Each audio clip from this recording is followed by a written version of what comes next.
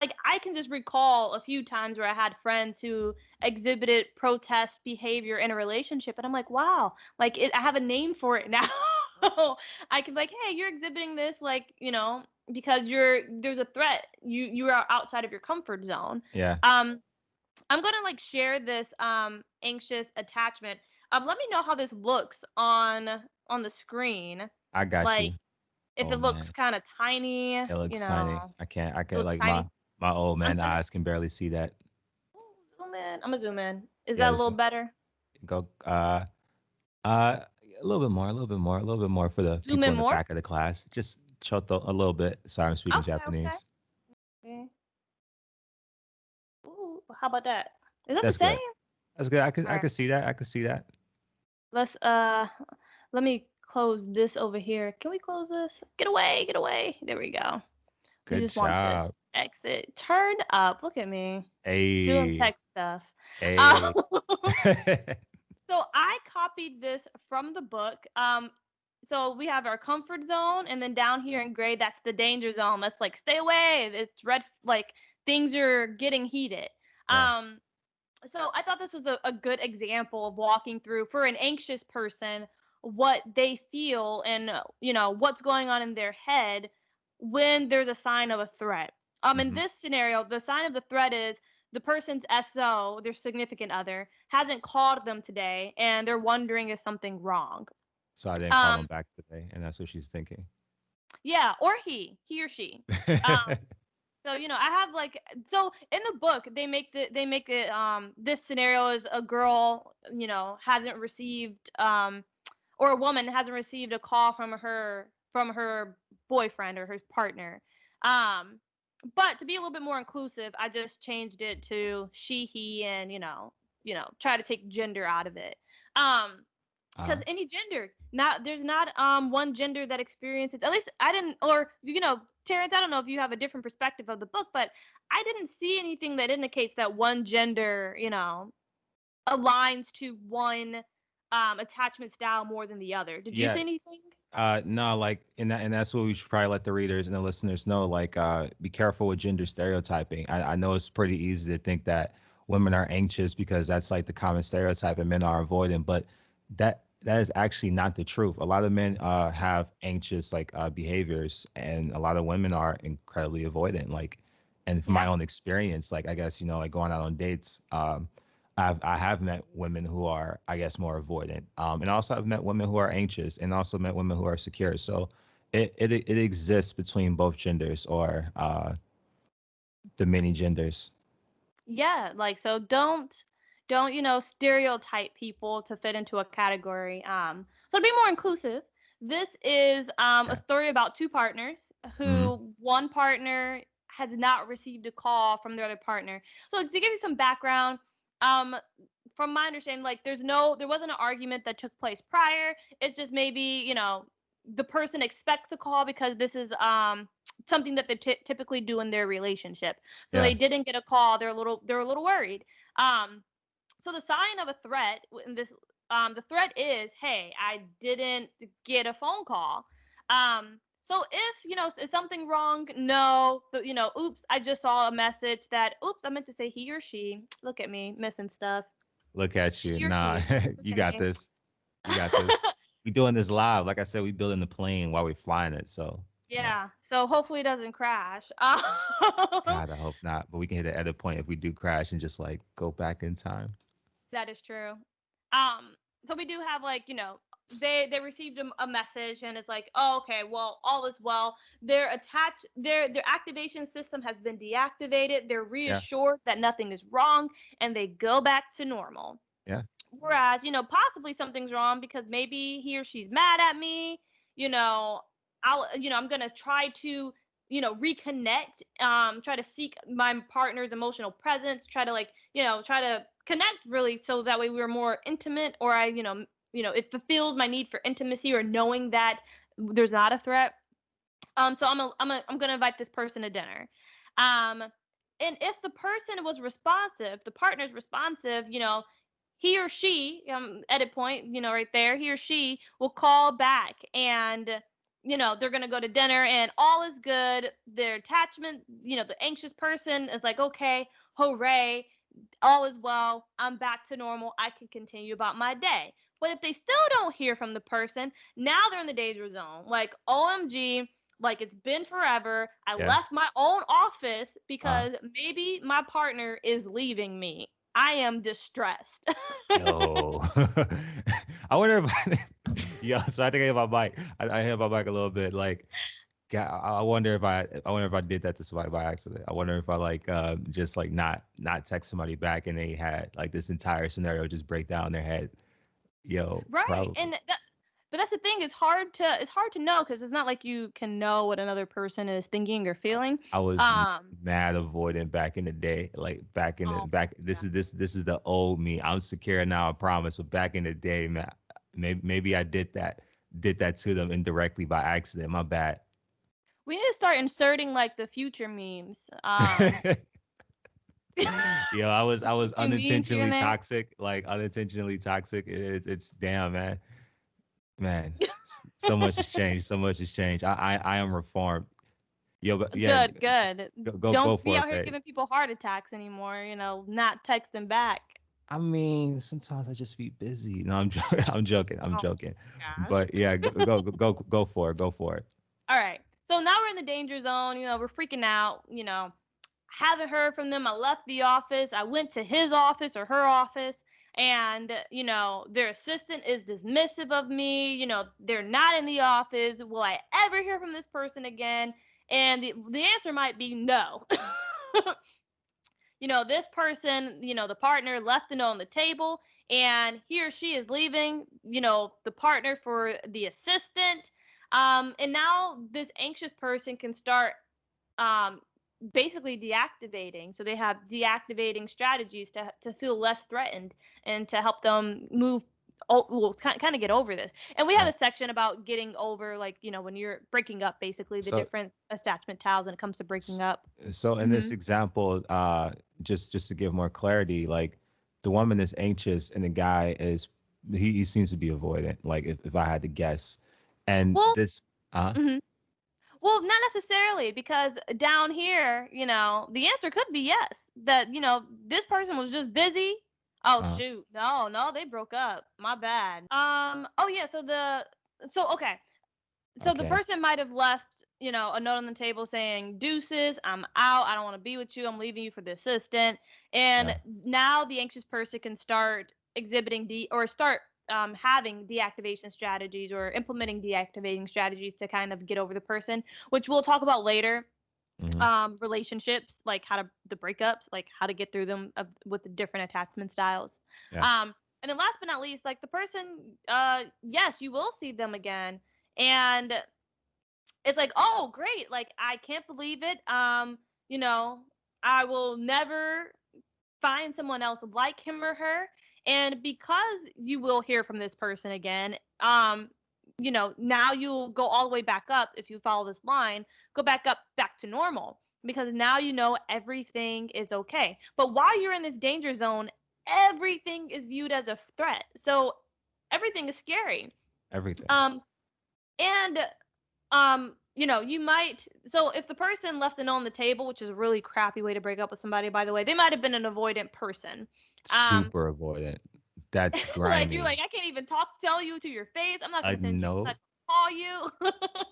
man. Damn. But if that person did do this, there is an anxious avoidant trap. So I'm just gonna quickly show this diagram since it's a good segue, and I'm gonna Yeah. zoom in. About Because the you probably, anxious avoidant trap. is this big enough? I can see it. All right, good. Um, so look at my beat up Venn diagram. I couldn't find a Venn diagram feature, so That's I an made my own. interesting Venn diagram. I was like, that's that thing in the middle isn't that don't look like no two circles colliding together. It look like a circle on top of two circles. That is exactly what it is, but we're gonna Oval. pretend like it's two circles on Uh, top of each other. no, I got you. We rolling. We rolling. Yeah, we Yeah. flying this ship. Yeah. Um, but where Flying these the ship two page. this Yo, plane. yo, Paige is So in we're like flying this rocket 2021 ship. right now. Okay, okay, that makes more sense. I was like, a yacht, like we're flying a yacht, like. No, Anyways, no, anyway, not that type of ship. okay, um, all right.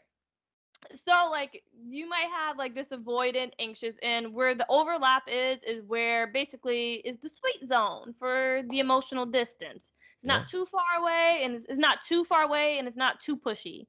yeah. And this is the comfort zone. All is well in the neighborhood when you are in this gray area. However, down here is the danger zone where, for instance, say there's a sign of a threat for an anxious person, and each the anxious person's behavior fuels the avoidant person, which fuels them to seek more distance, Yeah. whereas the avoidance person's behavior fuels the activation of the anxious person, which makes them want to seek intimacy or seek proximity. They want to close the gap. So this is a vicious cycle that keeps happening They until it's broken. reaffirm each other beliefs about each other. Exactly. Yeah. As an anxious person tries to like really wheel in and get closer to the avoidant person, it just makes them feel more firm in their belief that, yo, I need to create more distance. I And I need to am maintain strong and my independent. independence. Yeah, Yep. yeah. And the same for the anxious person as And the avoidant person. Go ahead. and it ultimately caused them to be let down by each other because it's a vicious cycle that only really just ends in them breaking up and like chaos, like like suing, because as they Hmm. play off of each other and they try to anticipate their next partner's moves, like it becomes a self-fulfilling prophecy. The anxious person assumes everything that the avoidant person is doing is a threat to them, while the avoidant person is just reaffirming the idea that this is why I shouldn't be close to somebody. And then they eventually just draw away from each other.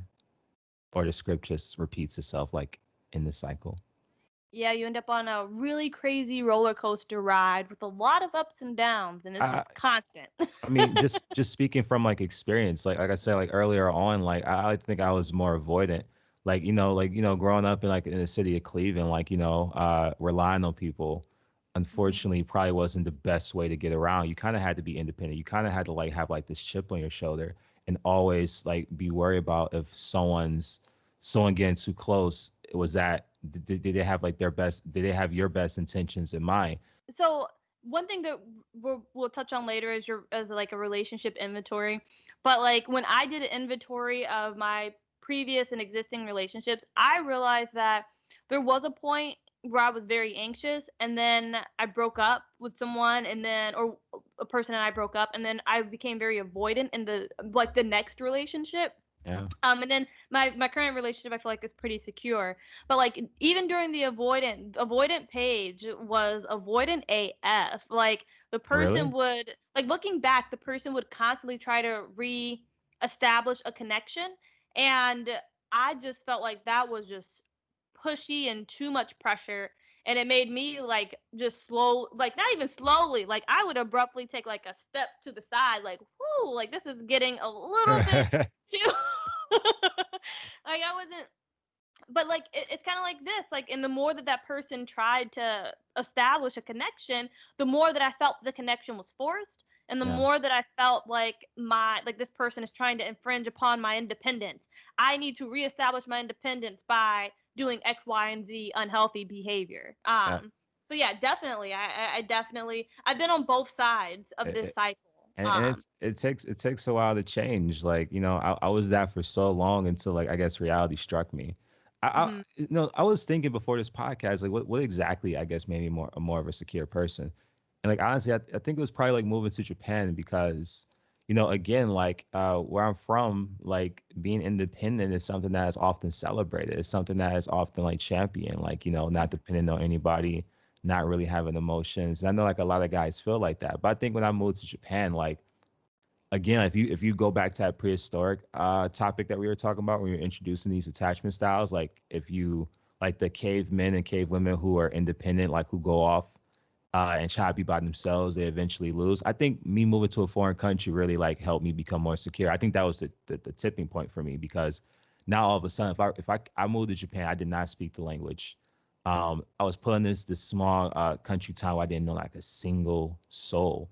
So if I didn't actually like change my behavior and change my ways, I don't think I could have mentally survived that, because I started to have to rely on people. I started to have to like, create connections and like really build relationships with people, because I am far from anybody that cares about me. I'm far from my closest friends and family members. So I think that was the real tipping point for me, because that's what triggered me to read these genres of books, at least personally. Like I started reading Attached, I started reading like, Seven Habits of Highly Effective People, The Subtle Art of Not Giving a F. Like, and that really, like, I guess, shifted my mindset. And like, reading books like this actually made me, I guess, it started to make me internalize why, being a secure person is important. And yeah, like I started to look at like secure models. The book actually talks about that, like having a secure role model.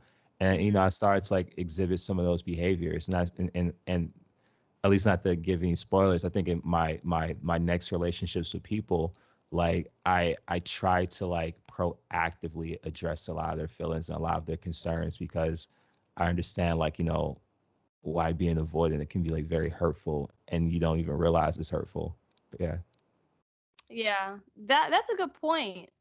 Because I know the book talks about a lot how, you know, the focus does on how relationships can, make, change your attachment style, but it doesn't really touch on those like important life events. Yeah. And I can imagine moving to another country and basically having to start fresh and, make these Yeah. new relationships does fuel a deep sense of, okay, I need to work on this. So Yeah. I think it makes sense, and I'm glad you shared it, because that's one thing that at least I don't remember, it being in the book, how life events can change your attachment styles. So, It talked about like in like one sentence. They didn't go into like, like extreme details, but yeah, that's kind of like what happened to me. I actually at first became familiar with this book probably 2 years ago.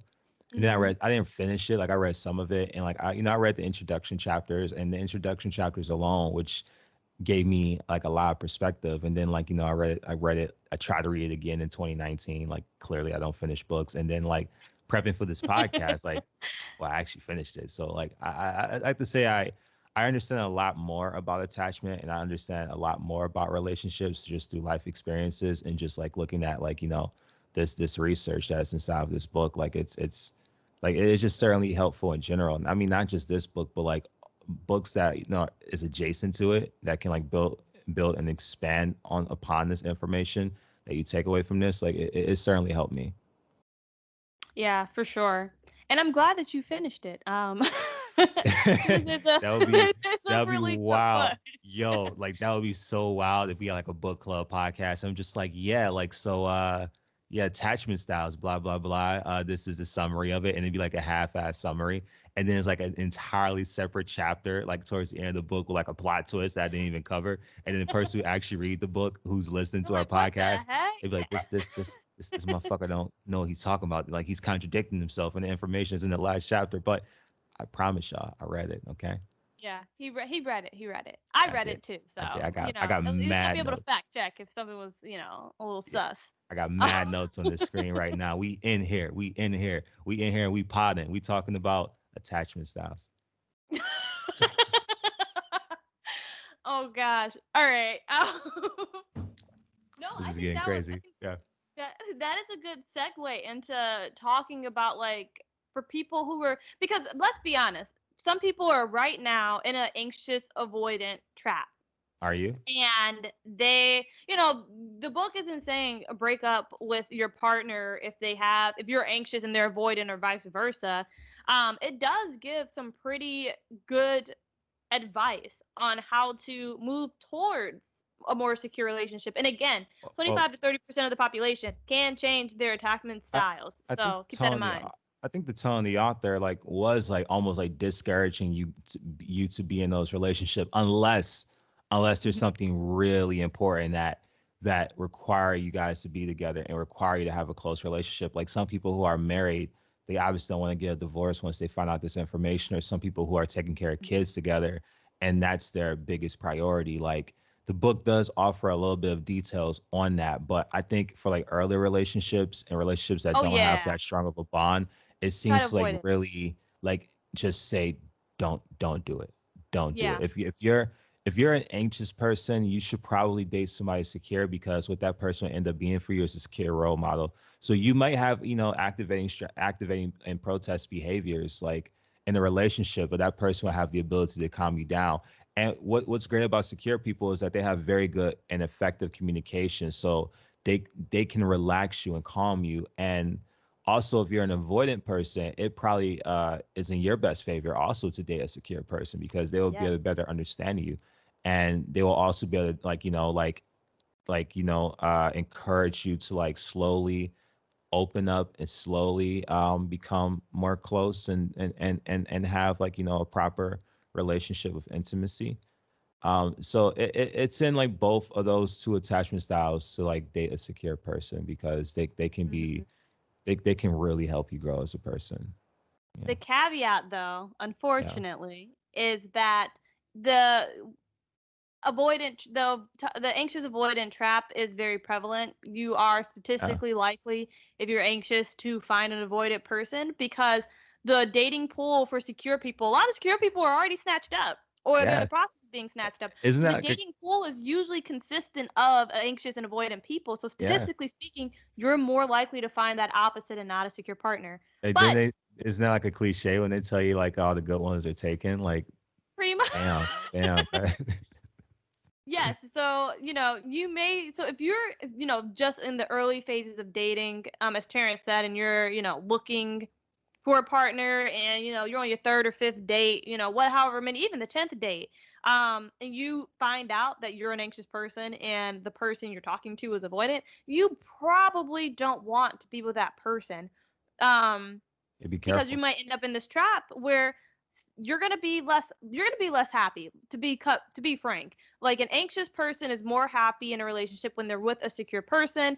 Uh, Avoidant person is more happy when they're in a relationship with a secure person as well. So, uh. like, you got to keep that in mind Can I dating. like talk about some of the smoking guns to indicate whether or not you're Ooh, dating an yes. avoidant person? Because I got a list of these right here. Yeah, So yeah, those smoking guns, let yeah. them rip, All fire right, so away. it's a list of seven. The first smoking gun is sending mixed messages about his or her feelings towards you and about his or her commitment towards you. Number two, longs for an ideal relationship, but gives subtle hints that it would not be with you. That number, I'm sorry. yeah, yeah, that's crazy. That's That's crazy, deep. man. That's Yeah, deep. okay. So number three, desperately wants to meet the one, but somehow always finds some fault in the other person or in the circumstances that makes it impossible for them to commit. Number four, disregard your emotional well-being, and when confronted, continue to disregard it. Yo, I have Gaslighting. Yo, yo, I have done that, and people have done that to me before. I'm not gonna lie to you. But number five suggests that you're too needy, sensitive, and overreacting, thus invalidating your feelings and making you second guess yourself. Ignore things that you say that inconvenience him or her. Doesn't respond or change, or doesn't respond or tries to change the topic instead. Oh, and we have two more. Number six is address your concerns as in the court of law, responding to the facts without taking account your feelings. And the last one, your messages do not get across. Despite your best efforts to communicate your needs, he or she doesn't seem to get the message or just ignores it. These are the seven smoking guns of an avoidant person. Pew pew pew Some pew of you pew. right now are thinking like, damn, man, I do that shit a lot. Like I Yeah. at least do like one or two of these. And also you want to keep in mind that like when it comes to attachment styles, it is like a spectrum. It's like Mhm. a double axis spectrum. So even if you're secure, you might actually like have some of these tendencies, and even if you're anxious, you might have some of these tendencies. Like no one's, there's probably a few people who are just like 100% avoidant, and then like 100% secure in themselves, and then 100% like anxious. But all of us fall into a spectrum. Like so, like even me being a secure person, like man, to keep it real, like sometimes like when I'm not in like the best of moods, and I'm having like a conflict with a person, like yo, I'm like Judge Judy. Like, yo, what's the problem? And we're Right. just gonna address the facts of the situation, and that can be a little bit hurtful towards the person on the other side because it's we like empathy is incredibly important inside of a relationship. I mean, I'm not a therapist, but empathy is incredibly important. So even if you're like trying to, I guess, be a matter of a fact, like have a matter of fact approach, like you really do want to take account the other person's feelings, because ultimately when you're in a relationship, you're establishing a bond. So their feelings is your feelings. So please keep that in mind. If they're not happy, there is no way that you can be truly happy yourself in a relationship. Even for Yeah, my because all you're avoidant gonna be people doing out is there, fighting. beefing, just like straight beefing. It'd be like a cold Yep. war in this household. Like, damn, man, like y'all just got like mad tension. Like, like you send someone to the grocery store and they forgot to like pick up, let's say like an item on the grocery list, and all of a sudden this shit just blows up and becomes like Yep. World War III inside this house. So yeah, just keep that in mind, y'all, because like these, like when you're not, I guess, taking into account for your partner's feelings, it can just breed resentment over time. And also, like, just to go on like a complete tangent, because I've been reading like a lot of books like Mhm. this, and I've been also like going through therapy. Like, when you like, you don't want to approach it with like it's a court of law, because what a court of law kind of suggests, and the undertone that you're establishing it here, is that someone is going to win this argument and then someone is going to lose this Mhm. argument. And we are trying to at least get into a long-term relationship with somebody. Like, winning an argument is never ideal. Like, you shouldn't like go out to like, win an argument, because all you're doing is just, you're first off, you're creating an enemy, a protagonist and an antagonist, like relationship dynamic. And as a result, like, it just kind of like just breeds resentment over time, because if you win, that implies that someone loses. So always remember that, you're always on the same side of the negotiation table, and that you're trying to Mhm. come with a win-win, or come with at least a good compromise that actually fully takes into account both people feelings. In a book, talks about, like, unfortunately, when you're anxious and you're avoidant, those compromises aren't very good compromises, because the tendency that happens when you're inside this anxious and avoidant trap is that the avoidant person starts to dictate the rules and the dynamic of the relationship. And because you're anxious and you crave intimacy so much, you tend to break first and give in. So you will have an argument with somebody and they were like lay forth the rules, and you'll probably start accepting those rules, but something deep down inside will probably make you feel unsettled and uncomfortable, and that's because your emotions wasn't fully taken into account. So please beware when you're like, trying to strike a compromise that is a genuine compromise. But if you're inside this Mhm. anxious avoidant trap, the avoidant person usually tends to win. So if you're anxious, please consider that. Oh yeah. And to follow up on that, one thing that I frequently say, is whenever I'm in any type of disagreement with anybody, it's not me versus you, it's us versus the problem. And just framing your mind in that way, saying like, yo, this isn't me versus you. This isn't it my way or the highway or your way or the highway. This is more so, this is us versus a problem. The problem is the issue. The Yeah, partner's not. yeah, Um, since you touched on yeah, you know, the anxious person having or typically giving in the relationship, I think it's important to talk about the 5 principles of resolving conflict. And I'm just going to just kind of read them off. Number 1 is show basic concern for the other person's well-being. So actually care how your partner feels. yeah. I didn't even think Um about it like that. That's crazy, Paige. I know, like, who would have thought? It would have Um thought. Like, that's crazy, man. That's some new shit. That's that 2020 vision we got right here. Yep, I wish I had 2020 vision. Oh gosh. Um, glasses. Um, Number 2 is maintain focus on the problem at hand. So if there's a problem, like if the problem is, Terrence, I am so sick and tired of you not putting the toothpaste cap on when you get done using the toothpaste. Why you tripping? Focus on that. Don't go into like and another thing and another like You, focus you don't you on don't that pick up your problem at clothes hand. like you leave your I clothes in your know. mess It's everywhere, just man. You talk about dominoes. this toothpaste. Let's talk about these dishes. Like, nah, like, Exactly. And it just ends up going back and forth because I'm like, yo, Terrence, this toothpaste. And then you're like, yeah, but those dishes. I'm like, yeah, but that car. And you're like, yeah, but those clothes. And it just, well, the person who initiated the problem, the yeah. problem's not being heard. It's like, And what it's not, aboutism? yeah, what about ism? Oh, I hate that. Like, stay on the topic, people. Stay on the topic. um, Number three, can't count sometimes. Number three, refrain from generalizing the conflict. Hmm. So don't go, we're talking about toothpaste and, the disagreements about toothpaste. Don't just start jumping to the worst case scenario like that's why we'll never work. You always do this. Like, stay away from blaming words like always, um, Never. never. Like, you want to really just, again, refrain from generalizing the context and just conflict, as if it is going to be the downfall of your entire relationship and or existence, if Yeah, you it's want to not that get deep. dark about it. It's not that deep. It's not that deep. Not that If deep. it's toothpaste, you just stick to the toothpaste. Stick to the toothpaste. I feel like Number there's a pun in there somewhere. Just somewhere. Like You said what? stick to the toothpaste. Like Oh my I don't gosh. know. I'm looking for This the pun. I'm looking for the pun. If you're listening, toothpaste. please find it. Yeah, find the pun in that one. Yeah, yeah. Go for it. Go for it. Number four is be willing to engage. So this is specifically for those anxious folks, because anxious folks, because you're avoidant, you might try to completely avoid the conflict, which isn't going to solve said Yeah. conflict. So you have to be willing and able to engage to get it resolved. Both parties need to be engaged. One person can't be, texting on their phone or watching TV, or like, not active listening. Uh-huh. And if for the folks who might not know what active listening is, just really quickly, active listening is when you are being very attentive to the person that's speaking. So you're Yeah. listening, you're looking at them, looking whether it's eye contact or in their general direction. You're not distracted by other things.